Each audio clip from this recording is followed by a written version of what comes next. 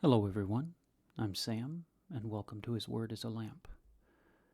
We'll resume our reading of Rolf and the Vikings' Bow in Chapter 8 of Schemings.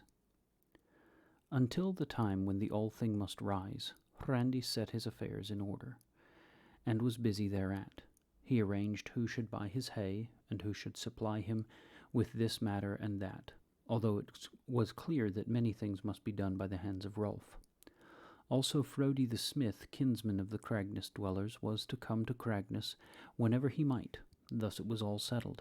And when the All-Thing rose, then Hrandi withdrew upon his farm for the space of 1 year. But Rolf had to see to the sheep shearing, since the washing was best done beyond the farm upon common land. Also the selling of the wool came to Rolf's lot, and he travelled to the market therewith. Through the autumn he was much busied with his father's matters, and it rejoiced his parents that the lad, who had come now into his 15th year, was wise and foreseeing, and looked well to all that was trusted to his hand. Then the winter drew nigh, and the hay was stored, and the time came when the sheep must be gathered from their summer pastures, when the frosts drove them down from the uplands. All men met at the great sheepfold, which the father of Hrandi had built. But Hrandi might not be there, because the fold was now on Einar's land, full 5 bowshots from the boundaries of Cragness. Rolf went with the thralls to the separating of the sheep by means of their marks, but Hrandi sat at home, looking out at the gathering of people, and might not be at any of the doings.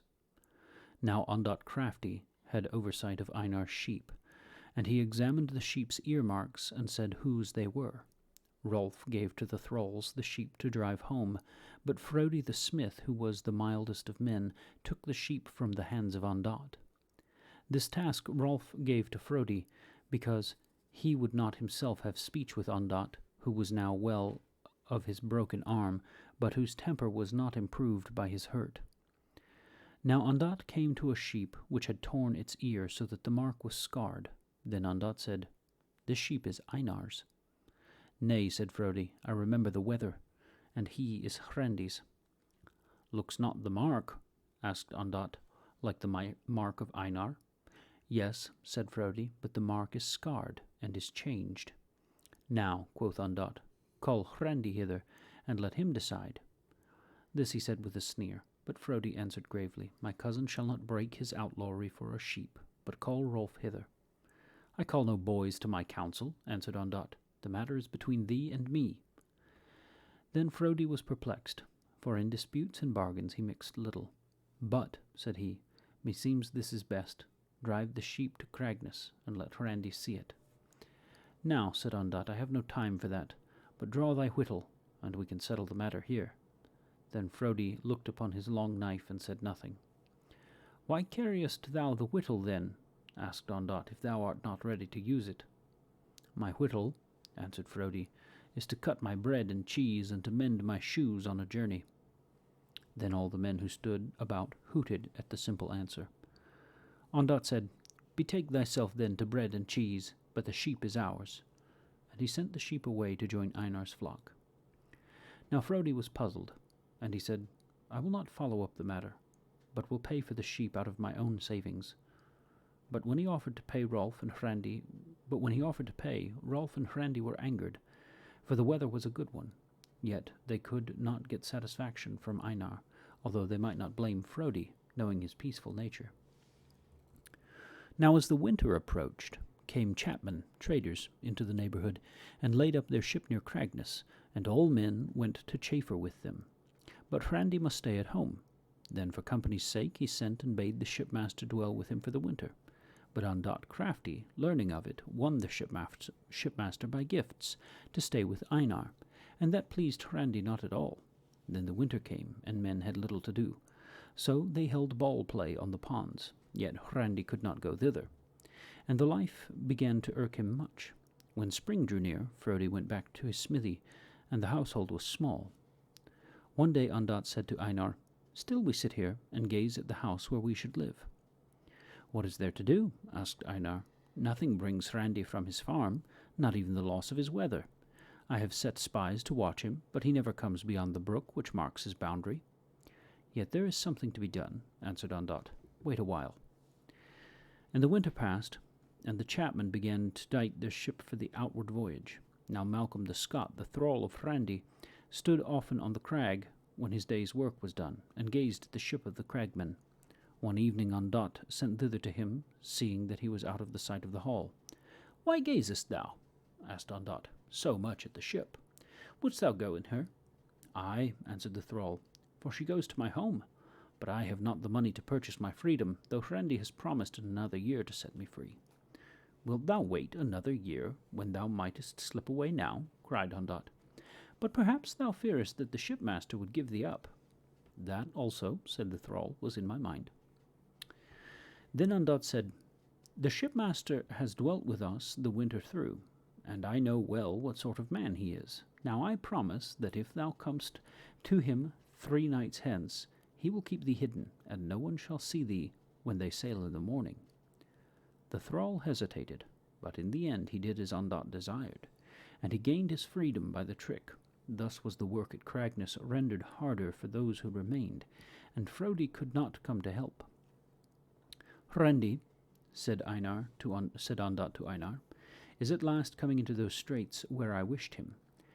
Now be thou guided by me, and I promise that in the end thy wishes will be fulfilled.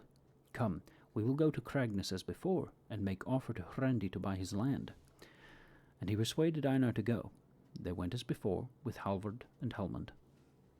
Shall we go armed? asked the men. Nay, answered Ondott, only witnesses do I desire. Now, when Hrandy was called forth by Einar, Rolf also was by, but he saw that they of Felstead bore no arms. Again Ondott spoke in the place of Einar. Hrandy, said he, all men can see what fortune is thine, since thy thrall has left thee, and thy work is harder. Truly thou art called unlucky. But Einar pities thy condition, and he offers thus. Take from him a smaller farm, and the difference in silver. And since this outlawry is from us, from the time ye two hands sell the bargain, thou art free to go where thou wilt, without fear of thy life. But Hrandy spoke to Einar, and not to Ondott. Why comest thou hither? He said, like a small man to chaffer over little things. This outlawry irks me not, and in 2 months I am free to go where I wish. Go home, and when thou comest again, find thy tongue and speak for thyself. Then he went indoors and left them. So Einar and those others rode homeward, and he thought his journey shameful. See, said he to Ondott, where thy counsels have brought me, I am mocked and sent away. Now, Ondott replied, that has happened which I desired, and I brought men to hear, for thou hast made a fair offer to Hrandy, and hast shown a good heart. Now what happens to him is his own fault, and no man can blame us. Then he commanded the 2 men that they should tell everyone what had been said, showing how Einar had been generous, but Hrandy insulting. And when they reached the house, Ondott said to Einar in private, Thou shalt see that Hrandy hath sown the seeds of his own destruction. Leave all to me. Not many evenings thereafter, Ondott put himself in the way of the second thrall of Hrandy, and spoke with him. How goes all at Cragness? asked Ondott. Hard, said the thrall, for we are at the spring work, and Hrandy spares not himself nor me either, and the work is heavy since my fellow is gone. Now, why not make thy lot lighter? asked Ondott, by taking service elsewhere. I am a slave, said the man, and not a servant.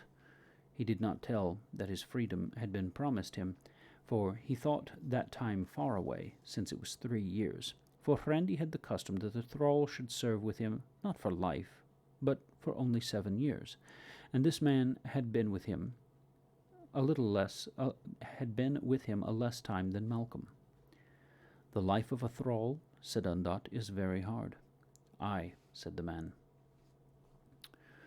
Yet thy fellow went away, quoth Ondott. Aye, answered the thrall, but he fled over the sea. No ship is now outward bound, nor is there anyone to hide me, else might I also flee. Come to Einar, said Ondott. There thou shalt be safe. If thou sayest true, answered the thrall, then it shall be done. But thou must come, said Ondott, in the way I shall name.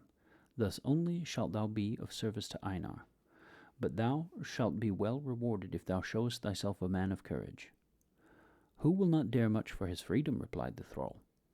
"But is harm meant to Hrendi?" "That is not thine affair," quoth Ondott. Then for a time they spoke together, and certain matters were agreed upon between them.